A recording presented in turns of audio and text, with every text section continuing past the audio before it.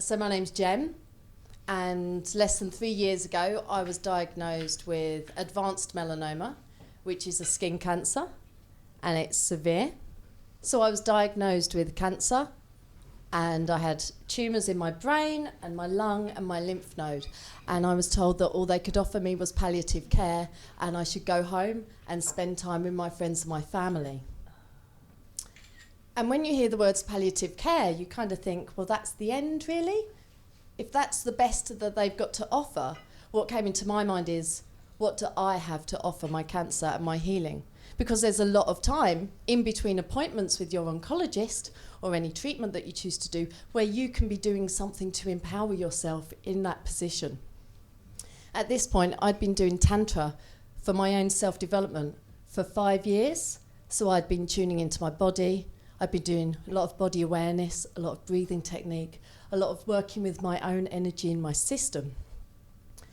And I knew of Tantra for a healing modality, emotionally and psychologically, being able to really shift old things that we hold on to in life that we don't need to have in our system anymore that holds us back.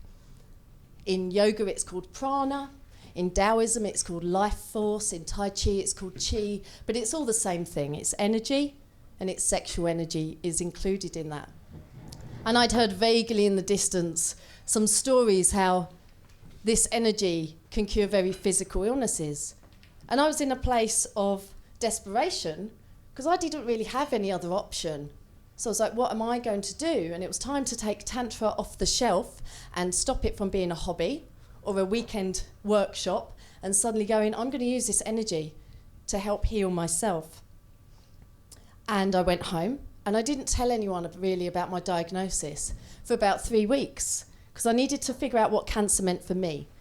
Because as soon as you start talking to people about cancer, you're overwhelmed with other people's ideas of what cancer is and what that means, and the stories of cancer, which are out there in the world surrounding you. And cancer has a massive energy. And I talk about how I raised my energy to be bigger than that of the energy of cancer that was out there.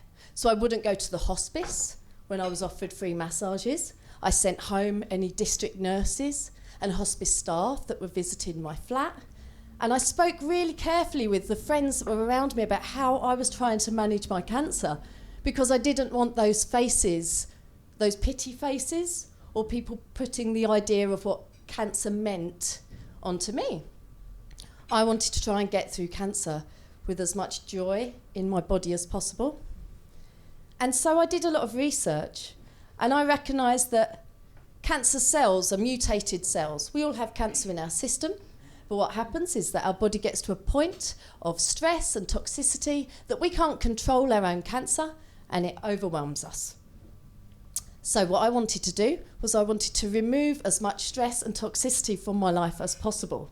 So I was very careful with who I spoke to. I didn't watch the telly. I definitely didn't watch the news or read any newspapers. I wasn't on Facebook. I let people go in my life who weren't serving me, wasn't healthy for me. We all have those relationships that actually we're kind of bound to by maybe a sense of responsibility. But are they any good for us? So I had to be really, really self-aware and really honest with myself about what was good for me. I also did a whole bundle of other things. I changed my diet. I went organic. I tried cannabis oil. I did a load of different things to de-stress my body and to remove toxicity. And I do talks all over the UK at vegan festivals and holistic healing festivals about those aspects of my healing. But one aspect of my healing I don't often get the opportunity to speak about is sexual healing. So I'm trying that all out on you guys. Is this okay? Great, thank you. So I was here a year ago talking about the other aspects. So if anyone else is interested in those aspects, you can talk to me or see the video on Inspiring Talks Facebook or YouTube. But tonight we're going to talk about orgasm and about sexual healing. So first of all, I want to talk about orgasm. Most of the orgasms that we will know about are something called peak orgasms.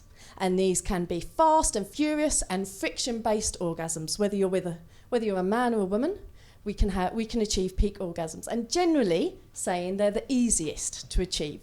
So those are the orgasms where you can get from 0 to 10 quickly as possible. So 0 being cold, 10 being orgasm, which is attached to ejaculation. And if I was to physically embody it, it would be a woo, boom kind of orgasm, okay? And then you get other types of orgasm, and the one I'm going to talk about is called the full body orgasm. Because if I was going to remove as much stress and toxicity from my life and from my body as possible, I then wanted to fill my body with joy, pure joy. And I wanted to fill every single cell in my body with that pure joy. And the only way I knew to do this was through orgasm. And I figured this could work. If it doesn't, I'm going to go to the end of my days pretty happy. So let's give it a go. It's a bit out there, I get it, but let's try. So the full body orgasm, to achieve that, you've kind of got to do the opposite of what you do to achieve a peak orgasm. So for a peak orgasm, you're very focused on the final destination, the release. And it often, as I said, is hard and fast and friction-based. When we get close to peak orgasm, we hold our breath, we contract our energy, our breathing goes into our chest, and we strive for that orgasm. So on my imaginary pleasure chart, 0 to 10, you can kind of get to about 7 and 8, and that's the point of no return. That's the point where you have to get to 10, otherwise you're incredibly frustrated. So to get to full body orgasmic experience, what I tend to do, and please do try this at home, I do set homework, is to hang out in the pleasure zones, which are the 4 and the 5s. So they're the subtler pleasure zones. We're not always going for the 8s and 9s and 10s and the woo pleasure. We're going for the nice, soft, subtle pleasure. Hang out in the 4 and the 5s in your pleasure zone for as long as possible. So what happens is, instead of this quick rise up and this shoot or explosion at the end, we're gradually rising. And the idea is, on your pleasures chart, you want to get to about a 7. Okay, and then you want to hold it at that 7. Again, remember, 8 is the point of no return, and you want to hold it at that 7. And when you're at that 7, you need to then do the opposite of what your body kind of wants you to do.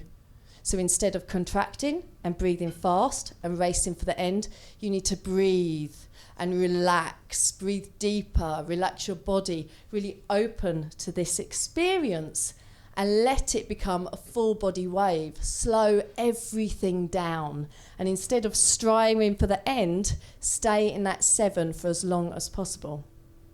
What this can then occur is a full body orgasmic experience. And what this can look like is a wave or a shudder in your body. And it really does go to the end of your fingertips and to the tips of your toes. And on a very kind of physical level, you can develop a shake. What that shake can do is stimulate your lymphatic drainage system, which helps you flush toxins through your body. So on a scientific level, full body orgasm is good for your health. We all know that orgasm is already a stress relieving situation. So that's kind of why we go for it. But instead of stress relief being the intention, we kind of want it to be a healing experience. So I coach people through cancer.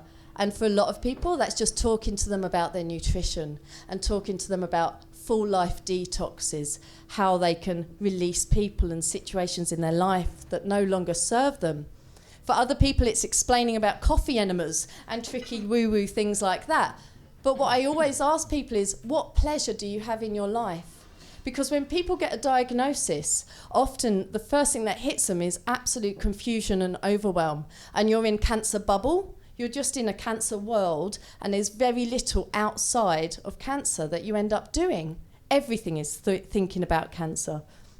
What you eat, where you go, who you talk to, on Facebook groups with other survivors at the hospice talking about your cancer. So I say to them, what is it that you do that is pleasure, maximum pleasure for you, that has nothing to do with cancer?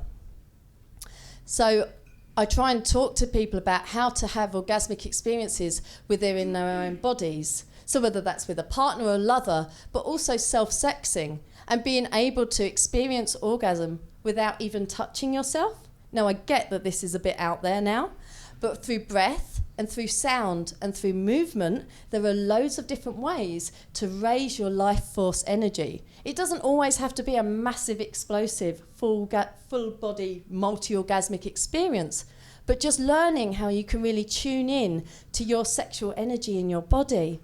Just using your own body, hands-free, breath, sound and movement. And I teach this in workshops, and I teach this in one-to-ones. And I do this on Skype, and I do this with couples, and lots of people are always asking me how they can get to be multi-orgasmic. And I say, well, the first thing you want to do is stop trying, because trying is the attitude of a peak orgasm, if you like. So what I really want to share with people is that healing doesn't have to be difficult, and it doesn't have to be traumatic. We can really heal through pleasure.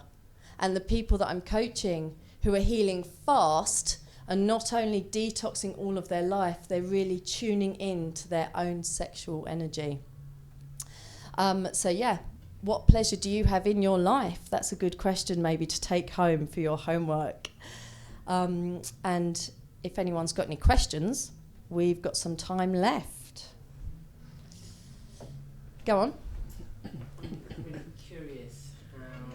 The medical professionals that you may have been in contact with reacted to your recovery? They were shocked. They were falling off their chairs. A few of them took interest. And when I speak about nutrition and detoxing and cannabis oil, they made all the right sounds. But then as soon as I spoke of anything around sexual meditation, they just completely glazed over. So some of the younger oncologists that I came across just kind of went, "You're lucky. You're lucky." But the older practitioners who have been around the block were my dermatologist, for example, because it was a skin cancer. There would always be a colleague in the room whenever I visited my oncologist, because I was an anomaly. So they were always calling other people in, my colleague or my supervisor, to come and see me as well. And he said to his colleague, "It's cases like these that make you question your work." And I kind of saw this man's whole belief and, 30-year career behind him falling apart a little bit. So it was a very humbling experience, to the point where I kind of had to say to him, "Are you okay?" So mostly it's not paid attention to. And I'm not the only person doing this. I'm a community of probably over 1,000 people that I know of vaguely, who are all also following similar protocols. Not always all on the sexual healing side of things, but the rest of it. People are doing this and have been doing this for a while, and it is happening, and it is out there, and it is working. I'm hearing cases of it every week. It's just a shame that not more professionals are paying attention to it. Thank you. Oh.